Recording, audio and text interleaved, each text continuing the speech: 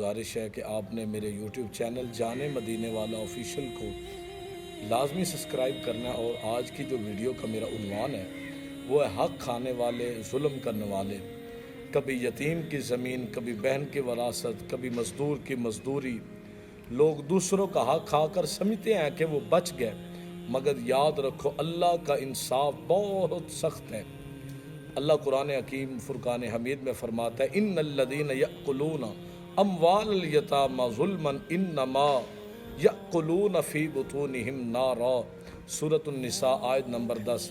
جو لوگ یتیموں کا مال ناحق کھاتے ہیں وہ اپنے پیٹوں میں آگ بھرتے ہیں اور ان قریب جہنم کی آگ میں جائیں گے۔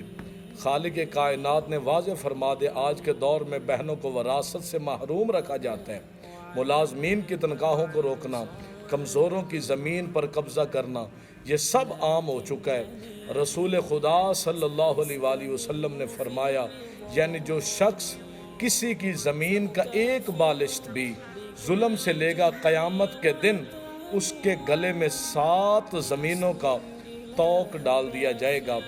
آپ جانتے ہیں کہ آج کے دور میں کیا ہو رہا ہے، کسی مظلوم کی بد دعا، کسی یتیم کی اور کسی بیوہ کی فریاد یہ سیدھی اللہ کے عرش تک جاتی ہے، اور اللہ خاموش نہیں بیٹھتا۔ اللہ انصاف کرنے والا ہے، اور سزا صرف آخرت میں نہیں دنیا میں بھی مل جاتی ہے۔ جس نے کسی کا حق کھایا اس کے اپنے گھر سے سکون چھن جائے گا، دعائیں رک جائیں گی، بیماریاں بڑھ جائیں گی، اور اولاد نافرمان ہو جائے گی۔ آج یہ دنیا جو ہے بالکل یہ عارضی دنیا ہے۔ کوشش کریں کہ اگر کسی کے ساتھ زیادتی ہوئی ہے، کسی کو ہم نے نقصان پہنچایا ہے، کسی کی دل آزاری ہوئی ہے، کسی کا حق کھایا تو دنیا میں ہی لوٹا دیں اور اپنے رب کی نافرمانی سے بچ جائیں، اپنے رب کو یاد کر لیں۔ کوشش کریں قرآن پر عمل کرتے ہوئے، مصطفیٰ کی حدیث پر عمل کرتے ہوئے۔ ہمیں چاہیے کہ ہم دوسروں کا حق نہ کھائیں۔